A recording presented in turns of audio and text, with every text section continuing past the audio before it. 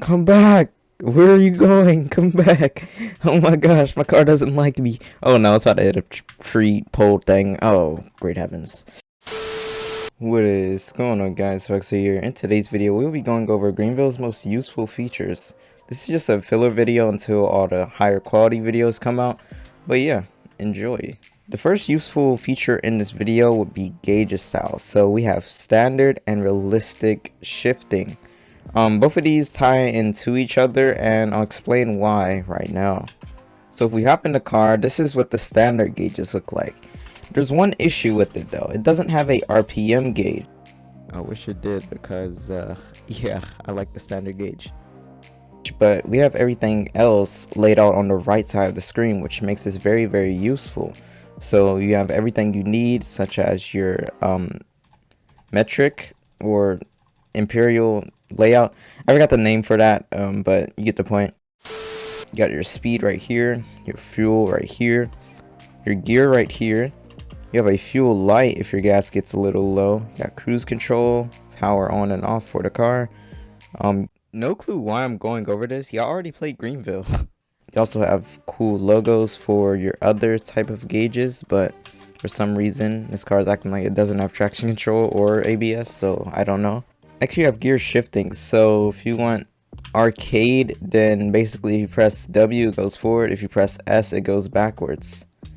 So as you see, if I turn the car on, I just press W, it just goes. So if I brake, it'll just start reversing. Same thing for the front. This is a cool feature because some people don't want to worry about shifting, although you just have to press it like a few times to get in gear. But you know, some people just want to drive and they don't want to worry about the hassle, so that's quite interesting. In realistic, you of course have your actual gear layout, manual, and everything. Advanced gauges are a little bit different. This is more like the GV3 style gauges that we all knew. Well, a lot of y'all joined on revamp, so never mind. And this was the only style we had in GV3. As you see, this looks more closer to a actual car. The gauges are in the middle, and when you sit in a real life driver's seat, the gauges will be directly in front of you. So as you see, right in the middle is the gear indicator for this one. Speed is below that, and we also have this analog speed gauge right here, so you can see your needle go all the way up. Analog tachometer, cruise control is in a convenient spot, traction control and stuff still not working. And you have a fuel gauge. A cool thing about this one, you can't see all the lighting and stuff on this gauge until you actually use it. So lights, then your turn signals have their own area on this type of gauge, which also looks really good actually. So yeah, that's that. Feature number one. Okay, so we all had this struggle in GV3 where we had to hold the brake when we're at a red light. In this case it's green, but cry about it. So you see, if I hold the brake, we're good. We're just not moving. But if I let off the brake, it starts rolling forward, and you just have to get on the brake quickly before you run the red. Well, a few updates ago, they introduced the auto hold braking feature. This actually came a long time ago, but you get the point. Then I brake to a standstill, and I let off the brakes. As you see, it just holds for me. I'm not pressing S, and it just holds for me. So whenever I want to go, I just press W, it lets off the brake immediately, and you're gone.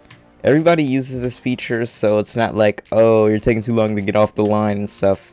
Everybody uses this feature, and pressing W instead of letting off S, then pressing W is a lot quicker, since, you know, you just have to press one button instead of letting off and then pressing a button. That just adds that other delay that you really don't need. But that feature is very good for the quality of life in Greenville.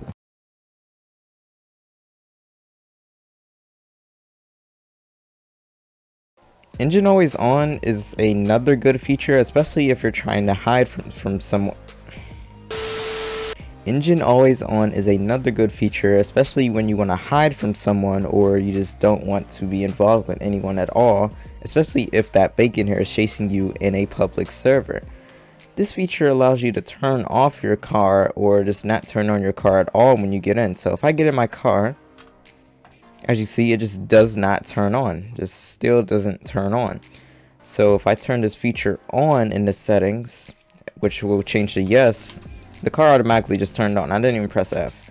So anytime I get in the car now, it'll just turn on.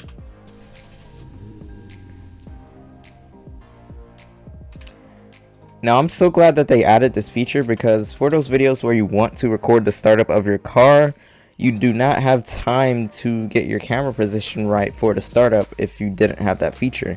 Now we have that feature. It gives you time to go under free cam and such, and you can just record the startup of your car. Really good, and that feature is very useful, especially when you're trying to hide from the cops. I never did that before, totally, but hey, you get the point.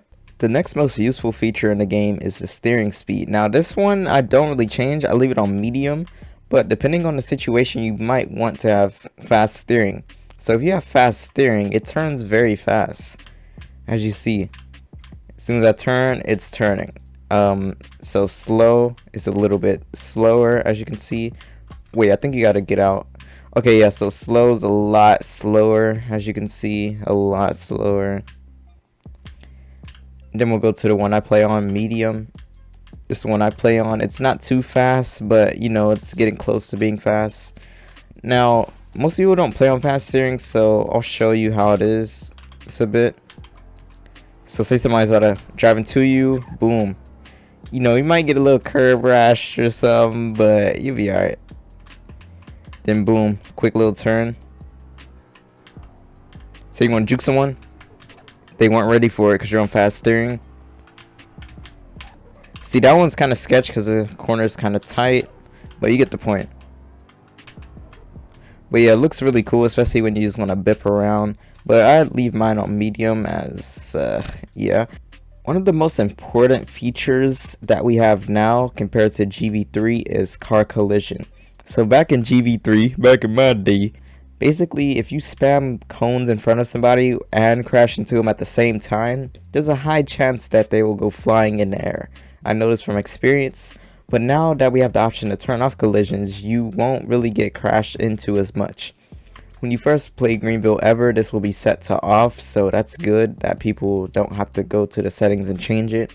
If it's their first time playing Greenville, that relieves a lot of stress from people, so I like that. That would probably be it for today's video. There's more features that are important, but those are the key ones that you will need in Greenville. If you enjoyed today's video, be sure to like, comment, and subscribe. And yeah, this has been Vuxury, and I am black.